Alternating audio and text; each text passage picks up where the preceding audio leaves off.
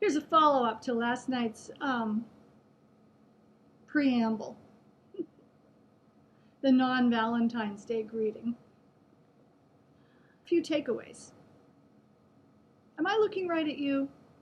Am I looking right at you now? Can't decide. I want to be looking right at you. So let's try this. I'll look at myself and hope I'm looking right at you. Takeaways for non-Valentine's Day. All the therapists are busy. They're in a big flurry, putting out their philosophical takes on the whole representation. In the light of day, it still doesn't really matter if you ignore the implication that today is about you and your non-relationship. You have relationships. You have one, first of all, with yourself. And I like to think of my relationship with myself as in the eyes of God, naked. How's that for an image? Yeah, you have to be naked in front of God.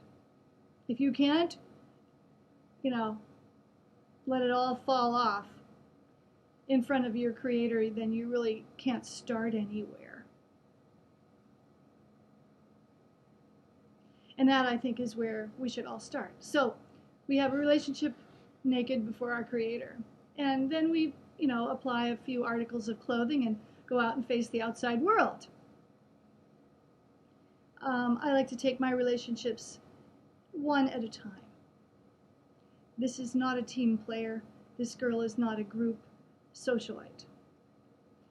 When I'm in groups, I like the big crowds because we can remain anonymous in them. Small groups only of absolute trusted friends and some family members. Not necessarily in that order and not necessarily in that combination.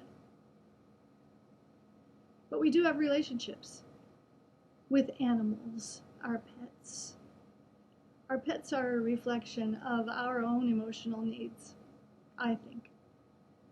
They tap in to us and they feel what we feel and they understand what we need, especially dogs. I think cats do too, but cats are actually more about themselves, really, from what I was able to gather. You cat lovers can maybe weigh in on that one.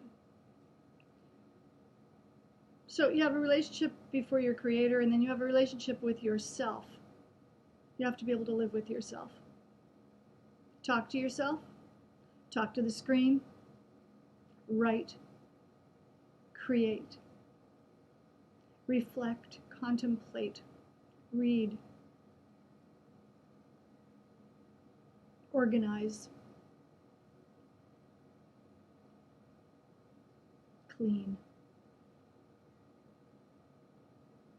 It's okay to be unproductive if your mind is active.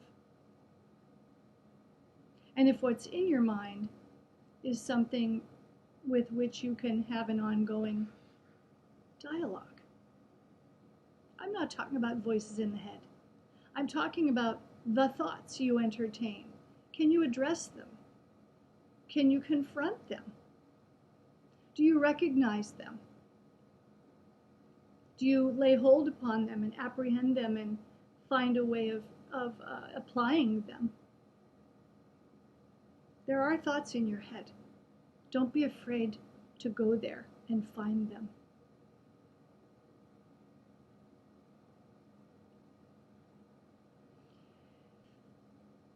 The heart is deceitful above all things and desperately wicked. Who can know it? Jeremiah from the Old Testament. I think it's Jeremiah. So our heart can deceive us first. And once we are deceived by our own hearts, we have the capacity to deceive other people, largely without realizing it. But it's really, really, really mendacious if you deceive other people on purpose. if it's deliberate and if you're trying to keep them at bay by giving them some alternate version of reality. That's the kind of deceit which is malevolent and which is completely self-serving, but to one's own demise.